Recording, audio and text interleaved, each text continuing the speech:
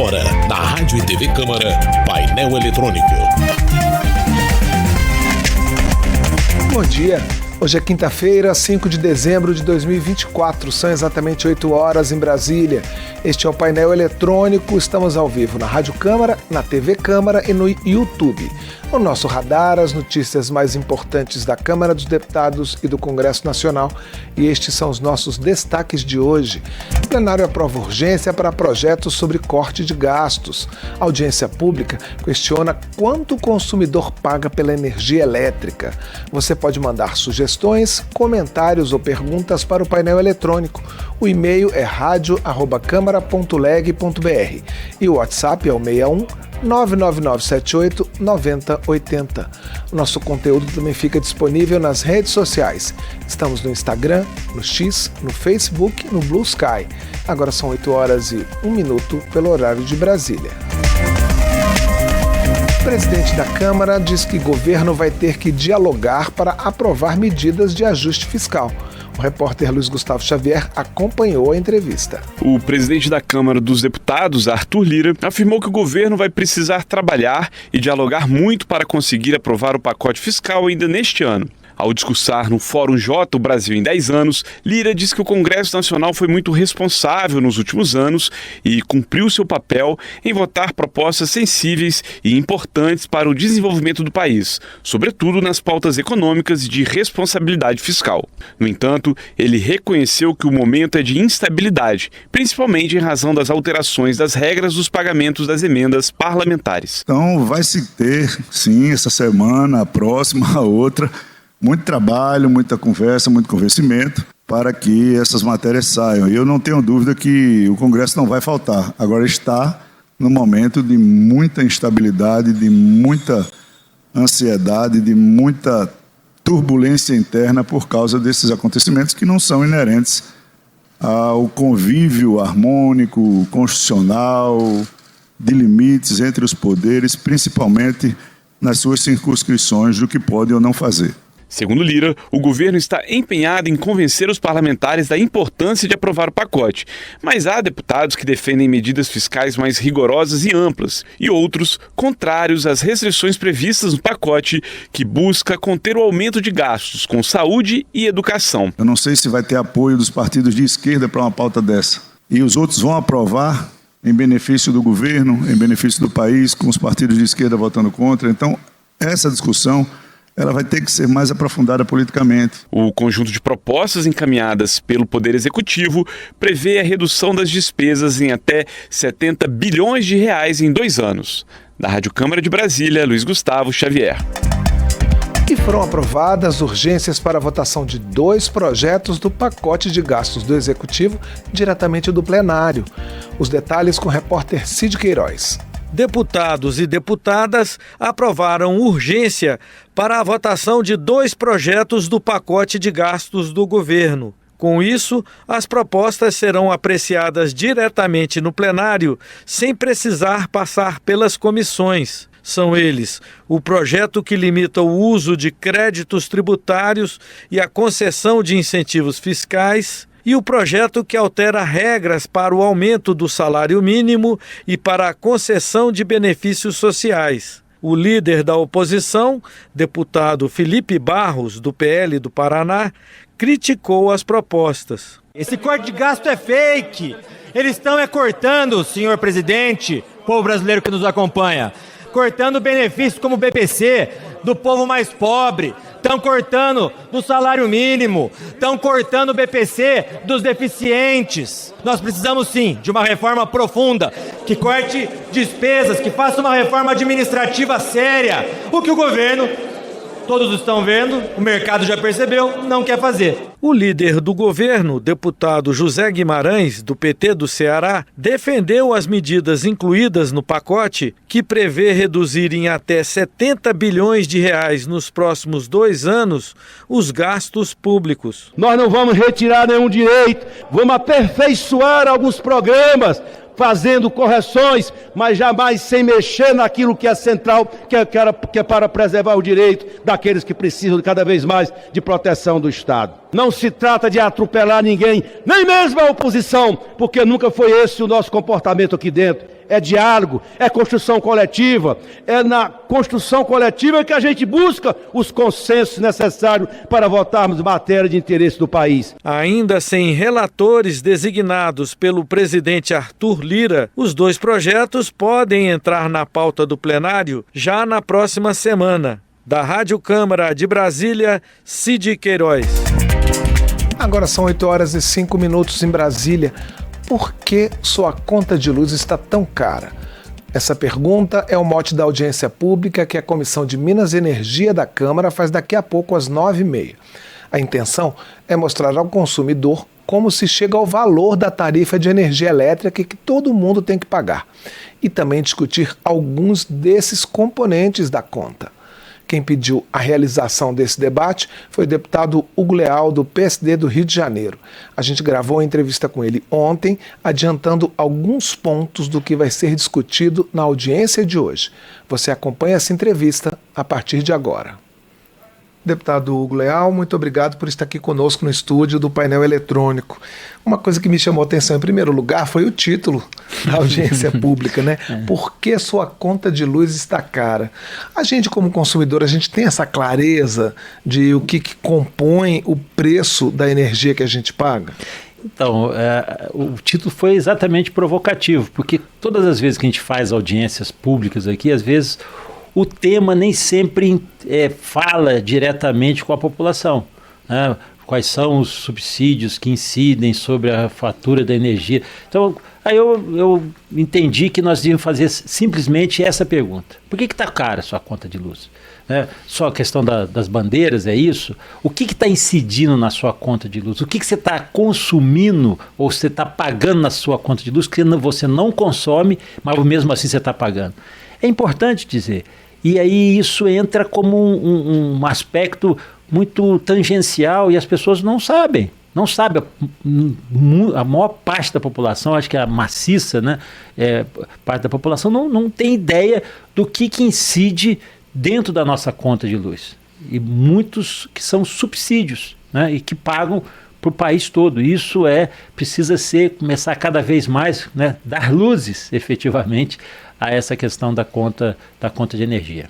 Pois é, um desses componentes, por exemplo, que eu tenho curiosidade de saber, é sobre o sistema em si elétrico. A gente tem custos advindo do próprio sistema, perdas ou defeitos, assim, se a gente puder chamar assim, do próprio sistema elétrico que acabam encarecendo a nossa conta de energia? Então, como é que vamos dividir? O que é a conta de energia? Né? Porque eu acho que isso o objetivo nosso é poder colocar isso muito mais às claras. Nós temos geração, ou seja, né, hidrelétrica, eólica, solar, que foi geração, todas eles são geração. A geração demanda uma transmissão, onde foi gerado a energia ela tem que ser transmitida. Então você tem o custo de geração, o custo de transmissão, que a gente chama de fio A, fio B, custo de transmissão e o custo de distribuição. Sair vamos falar, da hidrelétrica, passar pela transmissão, aquelas grandes torres que você vê, e poder chegar na transmissão, ou seja, nas concessões de energia dos estados, aí são as concessionárias, como é que ela chega na sua casa? Como é que esse caminho? Isso aí chama-se o custo da energia. E isso faz parte, está na conta de luz. Nós já pagamos esse custo da energia. Então faz sentido você pagar parte do custo da geração, parte do custo da transmissão e, obviamente, a energia que você está consumindo dentro da sua casa. Agora, ao longo desse trajeto, ela vai sugando algumas gorduras que não efetivamente são da geração ou da transmissão. Então, e aí ficou passivo de ficar discutindo o que poderia ser embutido na nossa conta de luz. Vou dar um exemplo bem claro. A tarifa social, que é uma situação lógica, que eu acho que ela é inclusiva e é importante, a tarifa social ela é subsidiada, ela tem subsídio da conta de luz. todo o país, todas as contas de luz, de contas de energia, pagam uma parcela para a tarifa social. Ou seja, as concessionárias também se remuneram dessa tarifa social, daquela diferença. Hoje, em média, de tarifa social na faixa de 8 bilhões de reais. Mas, por exemplo, nós pagamos também um custo de subsídio para geração de energia elétrica para térmicas a carvão. Nós pagamos, está na nossa conta. Nós pagamos, por exemplo, uma parte de irrigação, também está na nossa conta. Nós pagamos o que a gente chama de geração distribuída, a geração através da solar. Nós também financiamos uma parte dessa energia solar. Ou seja, quem tem condições de colocar energia solar, que normalmente são pessoas que têm mais condições, têm mais posse, ou são indústrias, ou são comércios que colocam energia solar, uma parte dessa energia que ele vai pagar mais barato vai vir para a nossa conta de luz também. Em termos mais ou menos 7 bilhões por ano é o que a gente chama de GD, geração distribuída. Então precisa ficar claro para a população que a gente está pagando uma energia. Quando uma pessoa paga mais barato lá por gerar energia através da solar, que tem um aspecto positivo, mas tem um aspecto que também nós estamos subsidiando isso. Então são esses fatores, e aí na soma de todo esse conjunto de recursos que são distribuídos ou que são financiados, essa conta já está em 41 bilhões de reais.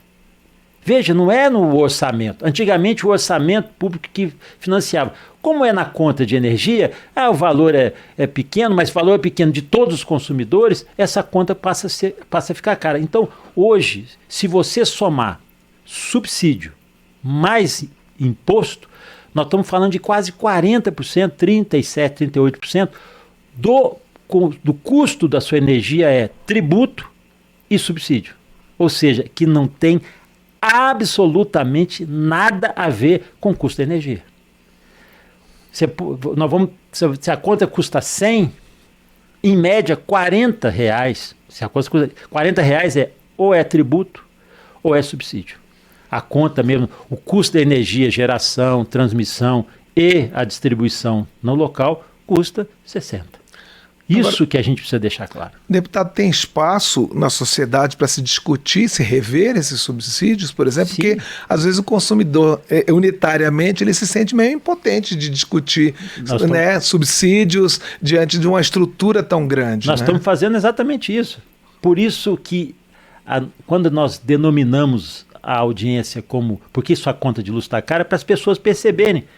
Eu costumo brincar, fazer um comparativo, porque as pessoas hoje estão muito preocupadas com a alimentação, né? E algumas têm reserva, não pode comer com glúten, não pode ter lactose, e as pessoas estão prestando atenção e isso é bom para a saúde. Só que na conta de luz, nós estamos comendo glúten, lactose, gordura, a gente não está sabendo o que está comendo. Mas a população tem que começar a mobilizar. Não é só por causa da bandeira vermelha, amarela, verde, vermelha e amarela.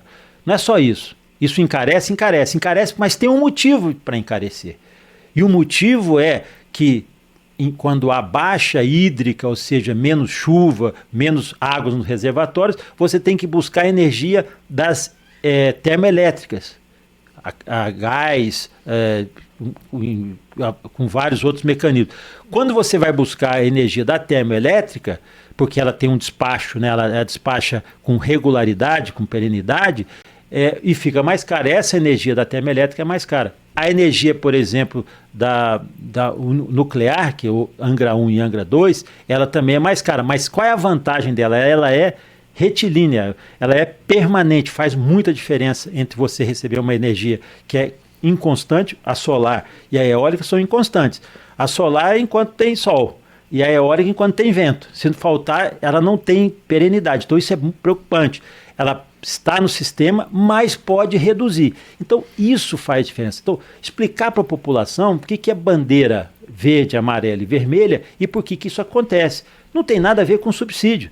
Ou seja, quanto maior a conta de luz, maior acaba sendo o subsídio também. Isso é preocupante. A gente tem que tirar, é como se a gente estivesse fazendo uma dieta. A gente vai ter que começar a cortar. E eu acho engraçado, eu fiz essa comparação, mas o subsídio no país, né, no todo, o conceito de subsídio, depois que você internalizou, para tirar é horrível. Eu falo que é igual gordura abdominal. Depois que você conquistou aquela gordurinha abdominal, para retirar é muito difícil. Mas você vai ter que fazer todo um esforço para poder demonstrar que nem tudo cabe dentro da conta de luz. O governo, há uns 5, 6 anos atrás, ele se desonerou desse pagamento que era orçamentário e botou na conta de luz. E o que acontece que é grave também? Grave é porque é o seguinte, hoje muita gente busca mercado livre. Hoje muita gente, indústrias, né, faz geração de energia solar e eles vão para o mercado livre e vão saindo desse mercado das concessionárias, que é o mercado que eu tenho, que você tem, que a gente não tem opção, então a gente só tem a concessionária que fornece energia para minha casa. As grandes corporações, elas buscam outras formas de energia até para poder baratear, para poder botar uma energia mais sustentável, e tem uma série de lógicas. Só que quanto mais gente vai para o mercado livre, menos gente fica no mercado chamado cativo. E o que acontece? Aumenta a conta também. O custo é dividido em menos gente. Né? Exatamente. Essa lógica precisa ficar clara para a população. Aí porque eles falam, minha conta de energia está cara. Está cara sim, meu querido. Está cara porque vocês estão engolindo um monte de coisa que não é efetivamente aquilo que permite você ter uma energia com regularidade, com constância, né, sem sobressalto. E tem toda uma lógica para explicar o sistema geração, transmissão e distribuição. Essa lógica faz todo sentido.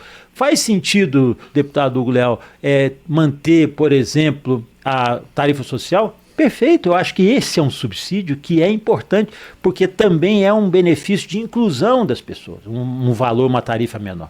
Agora, por exemplo, quando há perdas não técnicas, que a gente vulgarmente chama de gato, de ligação clandestina, esse recurso, quando acontece isso, um desvio em determinadas áreas, infelizmente o Rio de Janeiro tem, outros estados também tem, São Paulo, em proporções diferenciadas, essa conta também é dividida. Porque quando você vê um vizinho seu, alguém fazendo um gato, roubando energia, uma fábrica de gelo, que normalmente isso é uma outra característica, tem que entender que quando ele furta energia, você também está pagando essa conta. Deputado, e dessa outra porcentagem, que não são nem os subsídios nem os impostos, a porcentagem que é realmente diretamente ligada ao custo da energia, é possível também rever isso em termos de eficiência do sistema? Então, olha só, a gente tem um custo de geração, vamos botar aí, não vou acertar números exatos aqui, 10%, 15% no máximo. Você tem um custo de transmissão, vou botar 20%, você tem um custo de distribuição que deve ficar na faixa de 30%, 30%, 35% da operação. Óbvio que você tem que investir nessa operação. E recentemente nós fizemos audiências com as concessionárias do Rio, até porque as concessionárias do Rio, tanto Light quanto Enel, tem a avaliação da sua concessão agora em 2026. Então, para a gente é muito importante. Vai ser prorrogado, não vai ser prorrogado, vai dar continuidade, sobre que bases vão ser dadas continuidade. Então, isso para a gente é importante. Por quê? Porque a concessionária ou a concessão é quem fala direto com o consumidor. Nós não falamos com quem está gerando. Você não vai lá e fala assim, ô Furnas, ô Eletrobras, ou como é que chama lá? Itaipu. Ô Itaipu, como é que tá? Pode mandar. Você não conversa, você não dialoga. Você não dialoga com a Eletrobras que faz as grandes linhas de transmissão ou as empresas que fazem linhas de transmissão. Essas empresas não têm relação direta com o consumidor. Agora a distribuidora tem. Então esse nosso papel aqui é acompanhar os investimentos da distribuição e cada vez mais colocar, que a gente chama de medidores inteligentes. Medidores inteligentes permite, né, evitar perda, né, prejuízo, fuga também de energia. Muitas casas às vezes acontece, uma instalação mal feita, uma instalação elétrica mal feita não prejudica só, compromete só o sistema de segurança, compromete a sua energia também. Às vezes tem muita gente que está pagando mais caro a sua conta de luz porque tem feito instalações ou tem fio não aterrado. Tudo isso faz muita diferença e isso é importante no nível mais, né, elementar da nossa população até o nível mais alto. Isso é fundamental. Aí, essa conta também. Então, tudo isso eu acho que no momento em que você tiver um investimento maior, com também uma cobrança maior com as concessionárias, obviamente, e aí ela desonerada também, e desse recurso dos subsídios, ajudando que isso contribua para a melhoria do fornecimento, eu acho que aí ganha o consumidor, ganha também quem está prestando esse serviço. Para a gente, o nosso ideal seria esse. Nós estamos conversando aqui no painel eletrônico com o deputado Hugo Leal, do PSD do Rio de Janeiro, sobre a audiência pública que vai discutir por que a conta de luz é tão cara para o consumidor. Deputado, além da questão dessa composição de preços, né, dessa falta de clareza, às vezes, que o consumidor tem, uma outra coisa que me intriga é que a gente, quando tem aumento, a gente paga o aumento da nossa conta, mas também paga outros aumentos decorrentes, né, que a gente nem percebe às vezes, né, aumento de custos de produtos, de serviços, né, a conta de luz, ela é vital para todo mundo, né, ninguém pode deixar de pagar. Então, sim, é esse comparativo que eu quero fazer, né. O que está embutido nela que a gente não tinha, que não deveria estar? Mas a conta de luz é pequena, é R$100, R$200, se no caso de tarifa social. Mas tem contas de energia hoje 500, 600, 700, R$800. E o que é efetivamente o custo da energia e a distribuição? Esse elemento que a gente precisa fazer, tirar, né, esses outros componentes que eu falo, essas outras gorduras, que definitivamente não precisa estar na conta de luz. O nosso esforço aqui, junto com a agência também, com a ANEEL, a Agência Nacional de Energia Elétrica, tem feito esse esforço, outras companhias, para desonerar. Não dá para a conta de luz ser o vilão, e aí, quando vem ao aumento de energia, a primeira coisa que você olha para a concessionária e fala assim, a culpa é dela. Sim, em parte a culpa é dela, porque é ela que tem que fazer, ela que tem que repassar. Mas da onde vem esse aumento? Por que vem esse aumento? O aumento efetivamente que é dessa cadeia de geração, transmissão e distribuição, ela tem uma lógica, ele tem um permissivo, ele tem uma regulamentação, ele segue uma regra. O aumento que não vem dessa cadeia sucessória de geração, transmissão e distribuição, ele não tem regra. Vamos aumentar mais. O subsídio, a gente pode aumentar mais 1 bilhão, mais 500 milhões. Quando é que vai parar? Tem teto? O subsídio não tem teto. Então, isso que eu estou falando, foi se acostumando a ampliar isso, a introduzir, não coloca mais esse subsídio aqui. Vou dar um exemplo claro aqui. Nós acabamos nesse ano, a gente...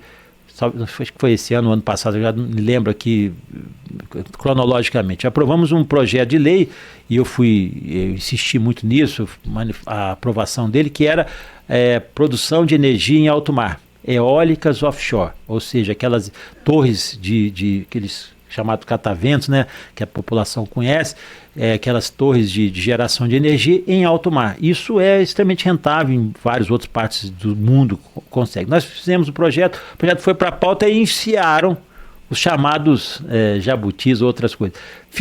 Para financiar usinas a carvão, para financiar projetos de gás, projetos que não são ecologicamente aprovados, e isso vai causar o quê? Aumento de quê? Do subsídio. Ora, pelo amor de Deus, a gente está falando de reduzir conta de energia e está aumentando o subsídio, é diferenciar. Se a gente conseguir encerrar essa audiência, se a população conseguir entender e a gente conseguir diferenciar e colocar escrito na conta de energia o que é custo da energia e o que é adendo, o que é anexo, o que está embutido que não deveria estar sendo consumido.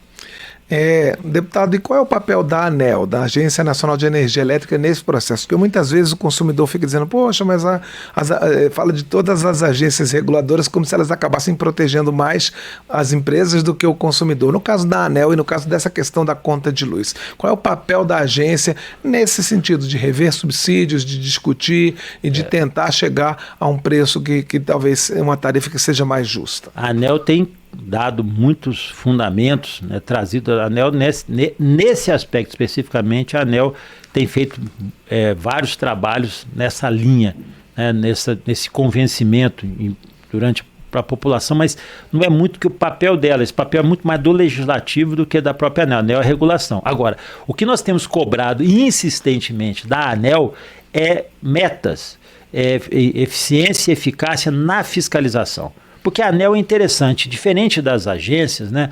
A ANEEL controla 62 concessões de distribuição de energia no país todo.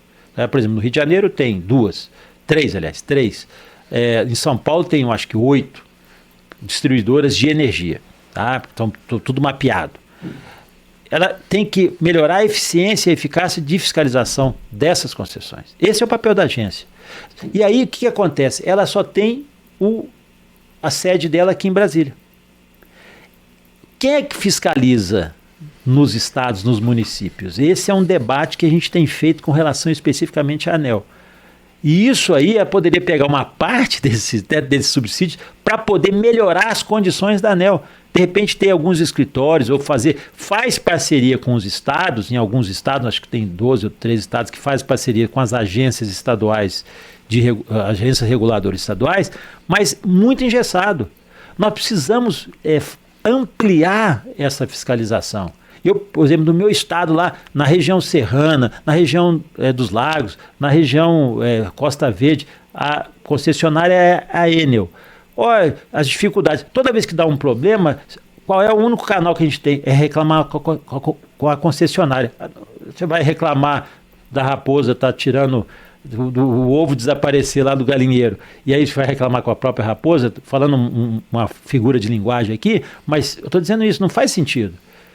Enquanto não aprimorar cada vez mais essas concessionárias do ponto de vista do atendimento do consumidor, nós não vamos ficar satisfeitos. Então, a ANEEL tem um papel fundamental nisso, no processo regulatório.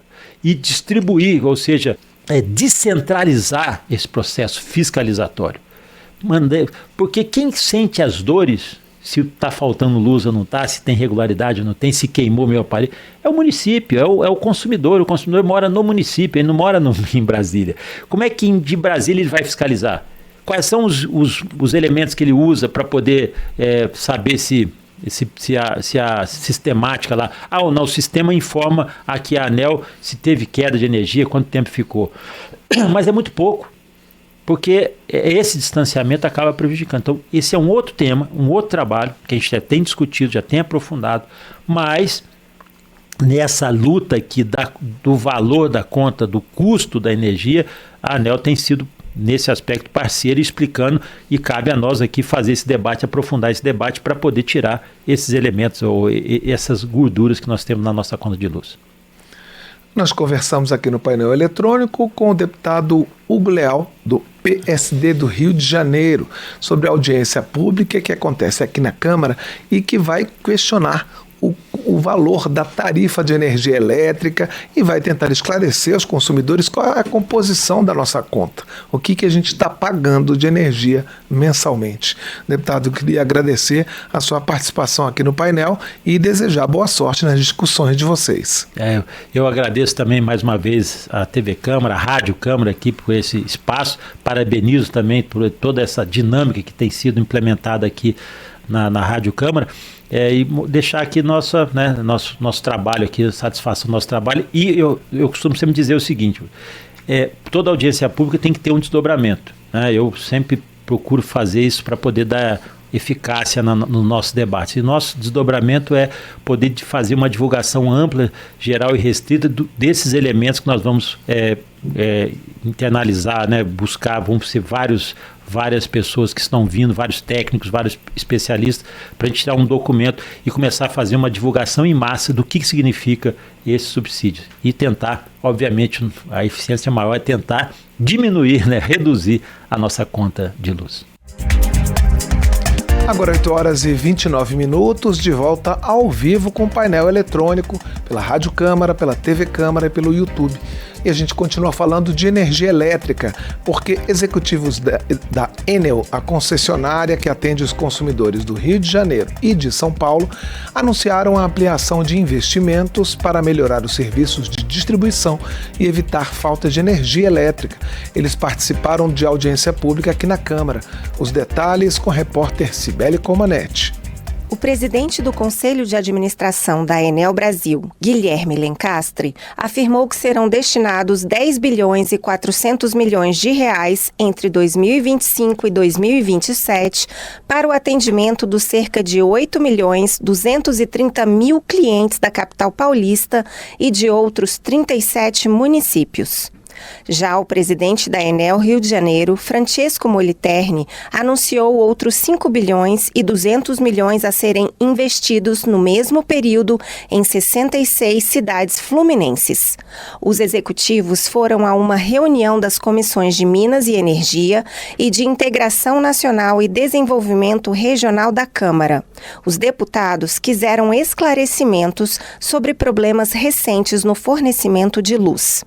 Em outubro, cerca de 3 milhões de clientes da Enel na Grande São Paulo foram afetados pela queda de energia elétrica após um temporal. Em alguns casos, a falta de luz durou dias. Também houve ocorrências no Rio de Janeiro, mas com menos prejuízos. Guilherme Lencastre afirmou que tem noção do transtorno causado aos clientes. Segundo ele, os investimentos previstos para os próximos 3 anos equivalem a 4 vezes o total alocado pelo antigo grupo controlador da Enel São Paulo, que deixou a empresa em 2018. O executivo da Enel afirmou que a intenção é melhorar o fornecimento de energia e o atendimento aos clientes e enumerou outras providências. O plano de contratação continua sendo uma prioridade nossa. Não adianta só contratar, a gente tem que capacitar os eletricistas. Investimento em infraestrutura, a gente já falou aqui, automação, reforço da rede e resiliência. Manutenção. A gente sabe o que precisa ser feito, a gente tem a capacidade de fazer e a gente aqui está colocando o compromisso da Enel, que é um compromisso de longo prazo. O deputado Marangoni, do União de São Paulo, um dos parlamentares que sugeriram o debate, criticou os anúncios feitos pela concessionária. Estou nada satisfeito com as respostas, acho que foram respostas vazias, evasivas, que não trazem para a gente segurança alguma. Esses investimentos já deveriam ter sido feitos, esses investimentos já estariam no plano de investimento. Então o foco não é o consumidor.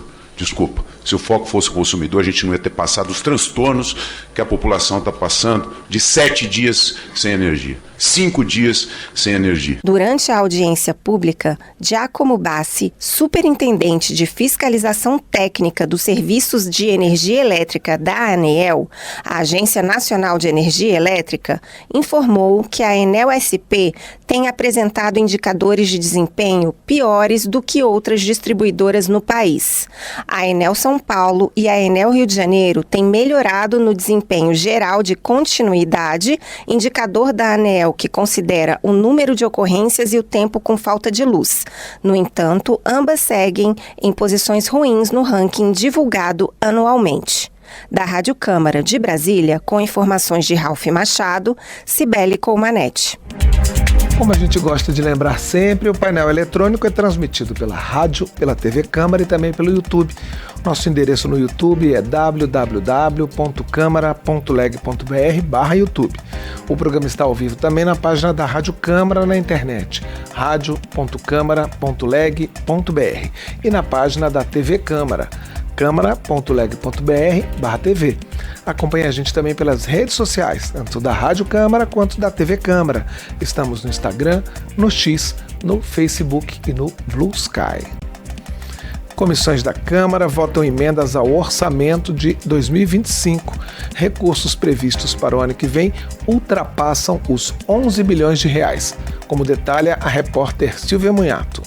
Nos últimos dias, as comissões permanentes da Câmara têm se mobilizado para aprovar as emendas de cada uma para o orçamento de 2025. Apesar de não serem impositivas, como as emendas individuais e de bancadas estaduais, essas emendas ganharam importância em 2024, com a aprovação de um total de 15,5 bilhões de reais no orçamento.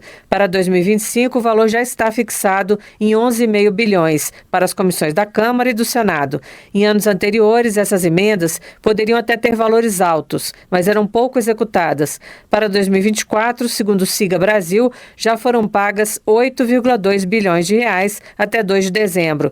A nova lei complementar que regula essas emendas diz que elas têm que ter um caráter nacional ou regional e que 50% dos recursos devem ser destinados à saúde. As emendas também têm que identificar de forma precisa o seu objeto, vedada a designação genérica de programação que possa contemplar ações orçamentárias distintas.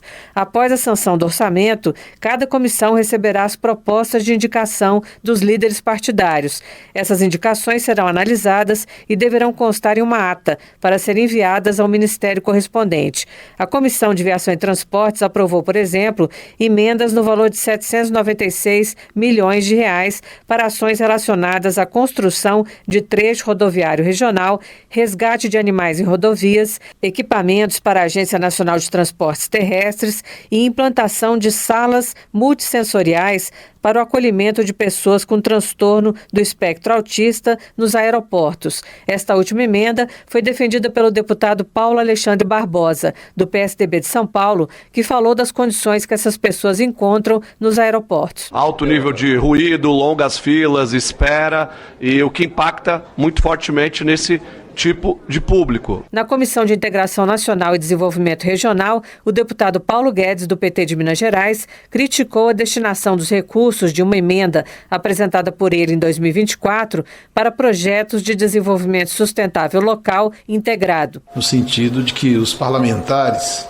desta comissão participem dessa distribuição, porque senão não tem sentido a gente apresentar uma emenda, aprovar, ela ser executada, destinada a outros parlamentares de outras comissões e o parlamentar, membro dessa comissão, autor da emenda, não participar da distribuição ou da indicação final. A Comissão de Integração Nacional aprovou um total de 3 bilhões de reais para a mesma ação em 2025 e outro 1,4 bilhão de reais para proteção e defesa civil e contenção de encostas. Da Rádio Câmara de Brasília, Silvia Minhato. Agora são 8 horas e 37 minutos. Deputados aprovaram um projeto que permite a adesão automática ao cadastro positivo e também uma proposta que declara as barracas da Praia do Futuro, em Fortaleza, patrimônio cultural brasileiro. O repórter Cid Queiroz acompanhou a votação.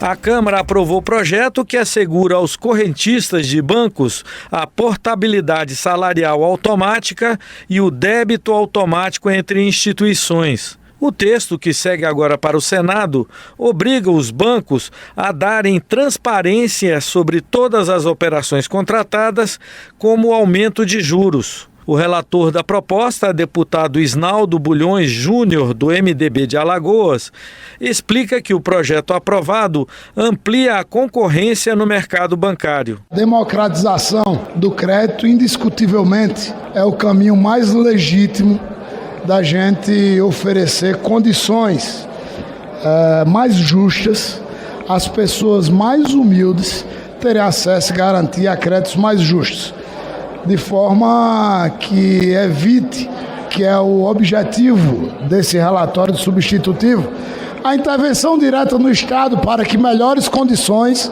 venham a serem oferecidas. E sim, deixando na disputa do mercado, sem privilegiar o monopólio, assegurar o monopólio do crédito, se democratizando também para que instituições menores também entre no mercado. Na sessão, os deputados aprovaram também projeto que declara as barracas e os barraqueiros da Praia do Futuro, em Fortaleza, no Ceará, como patrimônio cultural brasileiro. O relator do projeto foi o deputado cearense Luiz Gastão, do PSD. As barracas da Praia do Futuro fazem parte da cultura e do lazer do povo fortalezense desde a década de 50. A gastronomia local, um patrimônio imaterial, é representada pela tradicional caranguejada da Praia do Futuro, que ao longo de 30 anos tornou-se tão popular que espalhou por toda a cidade, sendo conhecida como a Quinta do Caranguejo.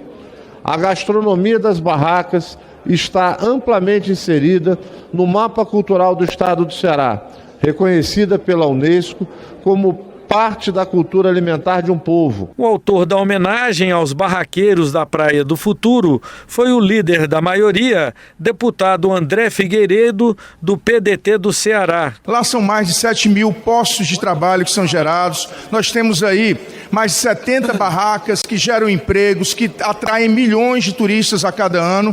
E essa vitória de transformarmos esse patrimônio, que não é apenas do povo cearense, mas do povo brasileiro, sem dúvida nenhuma vai trazer uma grande segurança para que não tenhamos, de repente, as ameaças que até então pairavam de derrubadas dessas barracas. O projeto que transforma as barracas da Praia do Futuro, patrimônio cultural brasileiro, segue agora para o Senado. Da Rádio Câmara de Brasília, Cid Queiroz.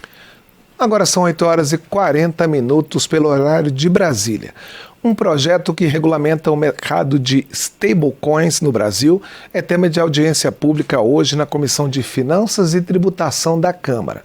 A stablecoin é uma moeda digital que tem seu valor atrelado, por exemplo, ao dólar ou ao euro. Dados da Receita Federal mostram que entre janeiro e setembro deste ano foram movimentados quase 248 bilhões de reais nas chamadas criptomoedas. Desse montante, cerca de 70% foram das stablecoins.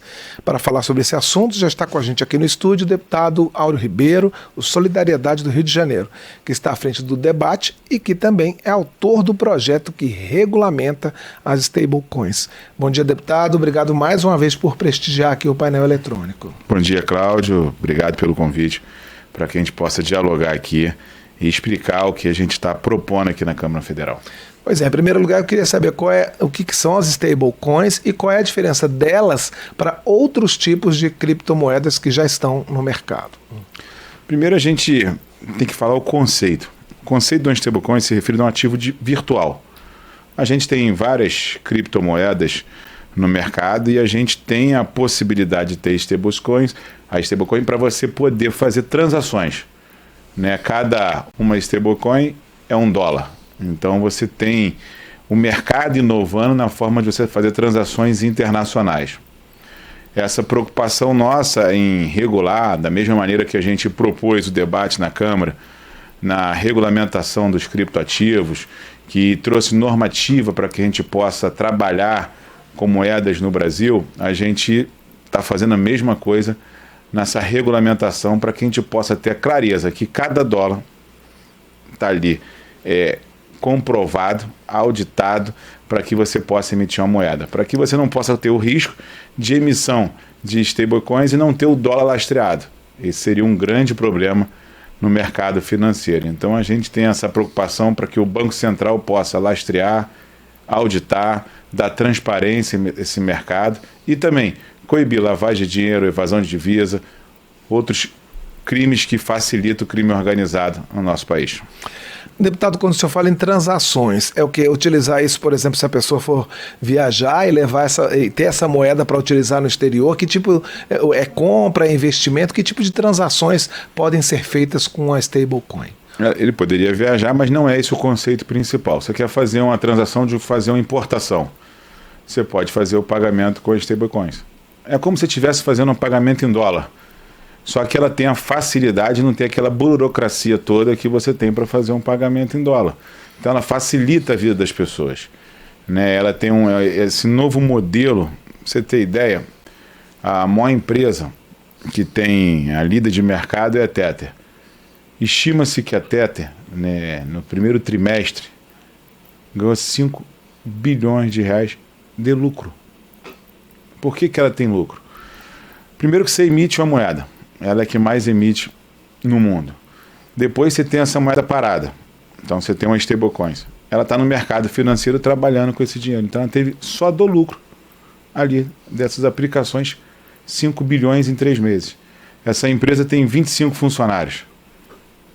É o melhor rendimento funcionário do planeta. Então é uma empresa que precisa ter um olhar. A gente precisa ter um olhar no Brasil como é que vai funcionar isso.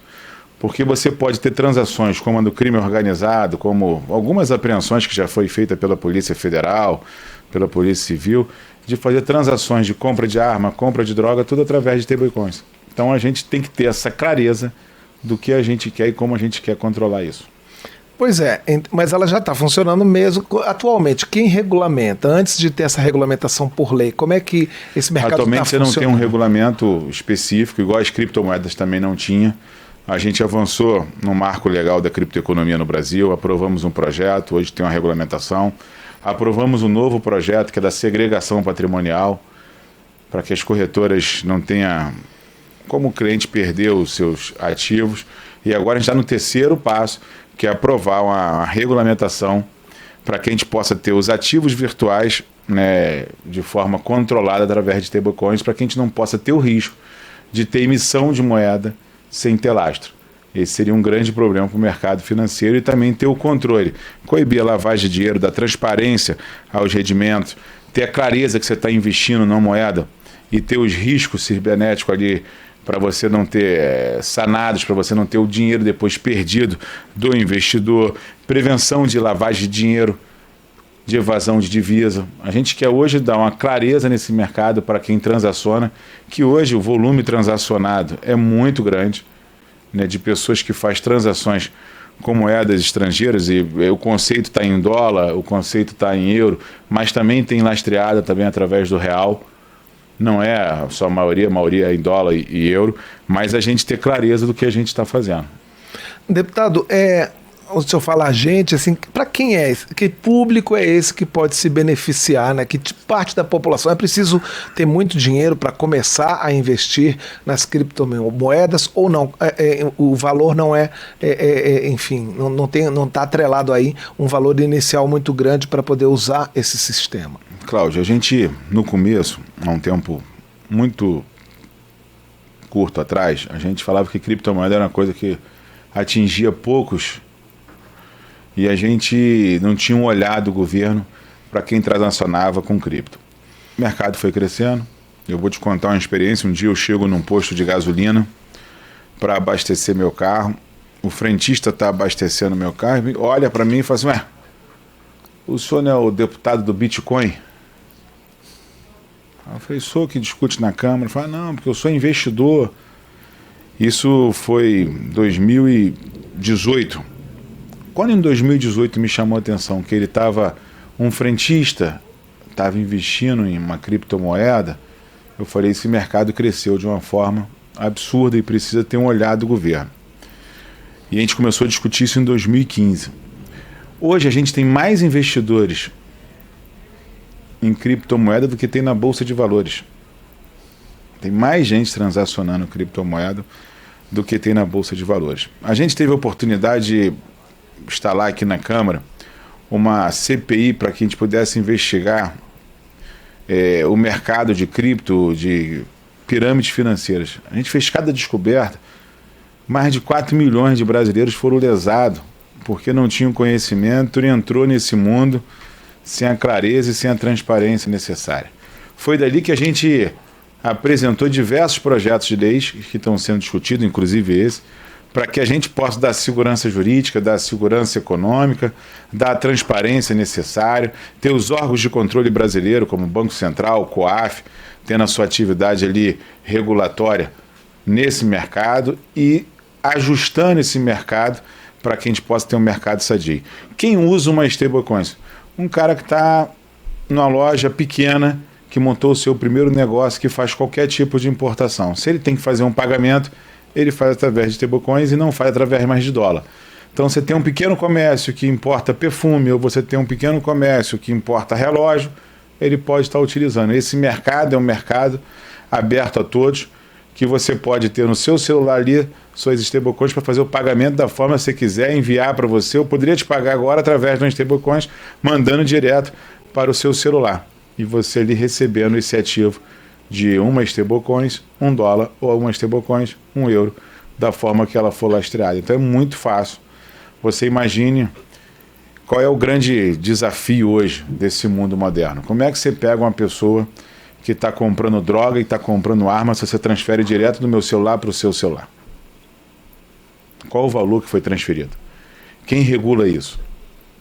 Qual o valor que foi importado e você está pagando? Será que está pagando os impostos necessários? Como é que está entrando essa mercadoria no Brasil? É essa discussão que a gente tem que fazer. Nós estamos recebendo aqui no estúdio do Painel Eletrônico o deputado Áureo Ribeiro, do Solidariedade do Rio de Janeiro.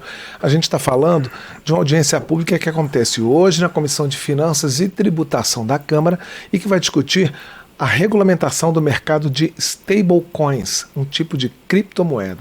Deputado, o senhor falou da CPI das pirâmides, né? E muita gente, a partir dessa discussão que houve aqui na Câmara, talvez tenha ficado temeroso, né, em investir ou querendo saber mais das regras, querendo parâmetros, né? Que tipo de cuidado, que tipo de atenção que o investidor deve ter na hora de entrar nesse mercado de criptomoedas? Primeiro, a CPI ela foi esclarecedora. Eu acho que foi a CPI mais didática que a Câmara já produziu. Aí, as pessoas acham que ficaram temerosas. Não, ela deu clareza como era investir com segurança. O nosso projeto de lei é aprovado aqui na Câmara e sancionado já. Ele dá ali o regramento. Para você transacionar com alguma corretora, ela tem que ter sede no Brasil. Qual era o maior problema que a gente tinha, Cláudio? Você comprava, através de uma corretora, a sua criptomoeda e você não recebia a sua criptomoeda e essa corretora amanhã fechava. E você não tinha com quem falar, com quem dialogar e nem sede no país ela tinha.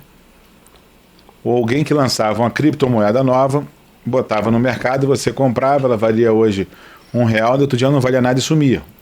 Então a gente começou a ter clareza de as pessoas procurar o que investir, qual moeda, quais corretoras que ele tem como transacionar, qual o site que ele vai usar, se ela tem está legalizada no nosso país, se ela tem no Banco Central. Então a gente começou a dar uma clareza a esse mercado se ajustou no Brasil, é um mercado seguro, é um mercado próspero, muita gente transacionando com criptomoeda no Brasil, pegando todas as faixas sociais, e a gente tem certeza que é um mercado em pleno crescimento, que cada dia cresce mais. Então a gente tem um olhar para esse mercado. Eu fui o deputado autor desse marco legal e de legislação em cima do tema, vou continuar discutindo esse tema por entender a importância. A gente tem mais de 15 milhões hoje de brasileiros transacionando com a criptomoeda nos mercados regulados já nas corretoras, com qualquer tipo de moeda virtual, e a gente tem certeza que esse mercado é um mercado em crescimento. Deputado, além desse projeto, né, que sugere a regulamentação das stablecoins, que tipo de providência que a área econômica do governo, por exemplo, o Banco Central, deve tomar em relação às criptomoedas? Ainda precisa coisa a ser feita? Tem diversas consultas públicas sendo feitas pelo Banco Central para que a gente possa ter uma normativa clara e objetiva. Esse é um desafio a ser vencido, e acho que a gente está caminhando para ser o país com melhor legislação em criptomoedas no nosso planeta. E qual é o seu sentimento em relação aos seus colegas? Assim, qual é a receptividade desse projeto de regulamentação das stablecoins? Os deputados estão esclarecidos também sobre a importância dessa regulamentação? Não é um tema que você consegue dialogar com todos, mas por se tornar referência no assunto aqui na Câmara e discutir isso desde 2015, nos dá hoje a tranquilidade de poder conversar com cada deputado aqui no Congresso e a gente ter a tranquilidade de fazer uma rodada igual a gente fez, explicando o projeto que regulamentava o mercado, explicando o projeto de segregação e ali trabalhando esse mercado e avançando na legislação brasileira. Então a gente já aprovou 2 projetos importantes para o mercado, não tenho dúvida que a gente vai aprovar agora o 3º projeto. Nós conversamos aqui no painel eletrônico com o deputado Áureo Ribeiro, do Solidariedade do Rio de Janeiro. Ele está à frente de uma discussão que acontece hoje na Comissão de Finanças e Tributação da Câmara sobre a regulamentação do mercado de stablecoins, um tipo de criptomoeda que já está no mercado brasileiro. Deputado, eu queria agradecer mais uma vez pela sua participação, seus esclarecimentos, e a gente vai acompanhar essa discussão, é claro, para poder trazer para os nossos ouvintes e telespectadores as melhores informações. Obrigado, Cláudio. Agora são 8 horas e 54 minutos em Brasília. Ministros, juristas, políticos, empresários, ativistas de causas sociais e personalidades como o presidente eleito dos Estados Unidos, Donald Trump, e a atriz Fernanda Torres estão entre os homenageados pela Câmara dos Deputados com a medalha do Mérito Legislativo 2024. A repórter Mônica Tati acompanhou a cerimônia de premiação.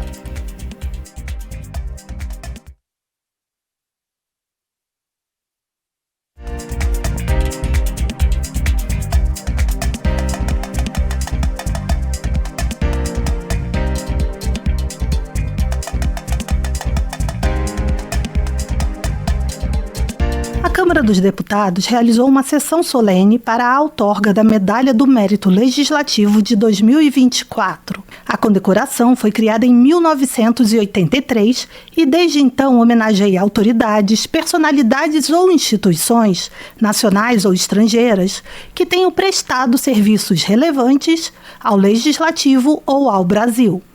Os agraciados são indicados pelos integrantes da mesa diretora e pelos líderes partidários, e a organização da indicação e entrega fica a cargo da 2ª Secretaria, ocupada atualmente pela deputada Maria do Rosário, do PT do Rio Grande do Sul. O presidente da Câmara, deputado Arthur Lira, ressalta que a Medalha do Mérito Legislativo expressa o reconhecimento às contribuições em prol da justiça, do desenvolvimento econômico, dos direitos humanos, da gestão pública, da ciência, das artes e da cidadania. Agradeço a cada colega parlamentar e a cada servidor que tenha contribuído para que elaborássemos uma lista de homenageados plural e representativa, personalidades e instituições de diferentes origens, de diferentes vivências e de diferentes pensamentos estão contempladas, relevando o compromisso inquebrantável desta casa com a sociedade brasileira, que é também diversa e rica em manifestações que nos agregam experiências e valor incomparáveis. A 2ª secretária da Casa, a deputada Maria do Rosário, do PT do Rio Grande do Sul, afirma que o prêmio carrega como significado a defesa da Constituição. A parlamentar acredita no compromisso de todos os agraciados com a soberania e o interesse público. Qual é o nosso fundamento? Qual é o nosso princípio como nação, se não a própria Constituição? E é por isso que quero defender em todos os sentidos a democracia. Em todos os sentidos que a nação brasileira vive hoje. Um momento no qual ela tem a oportunidade de superar uma história que talvez nos seja muito difícil. A história de termos vivido em diferentes momentos históricos as ameaças à democracia e a este próprio parlamento. Foram agraciadas 34 pessoas, entre elas ministros do Supremo Tribunal Federal e do Superior Tribunal de Justiça, empresários, políticos, ativistas de causas sociais e personalidades, como o presidente eleito dos Estados Unidos, Donald Trump, a atriz Fernanda Torres e o escritor Marcelo Rubens Paiva. A lista completa dos agraciados pode ser acessada na página www.câmara.leg.br. Da Rádio Câmara de Brasília, Mônica Tati. Agora são 8 horas e 57 minutos pelo horário de Brasília. Termina aqui o painel eletrônico desta quinta-feira, 5 de dezembro. O programa teve a apresentação de Cláudio Ferreira, produção de Marcos Brito e Carmen Fortes. Trabalhos técnicos Bebiano Nunes, Gilson Ribeiro, Antônio Marcos, Leandro Gregorini, Carlos Mendes e Gilmar Nunes. Diretor de imagem Glaucio Branquinho, edição de Marcelo Larcher e Cláudio Ferreira. Diretora da Rádio Câmara, Ana Raquel Macedo. Diretora da TV Câmara, Dini Moraes. Diretor de Comunicação e Mídias Digitais, Kleber Queiroz Machado. Secretário de Comunicação, deputado Gilmar Tato. Secretário de Mídias Digitais, deputado Luciano Dutti. Outras notícias da Câmara dos Deputados e do Congresso Nacional você tem ao longo da programação da Rádio e da TV Câmara. Um abraço aos ouvintes e às equipes de 2 emissoras parceiras da Rádio Câmara, a Rádio Orgulho, de Goiânia, Goiás, e a Rádio Serra Branca, do município de Serra Branca, na Paraíba. Você acompanhou Painel Eletrônico.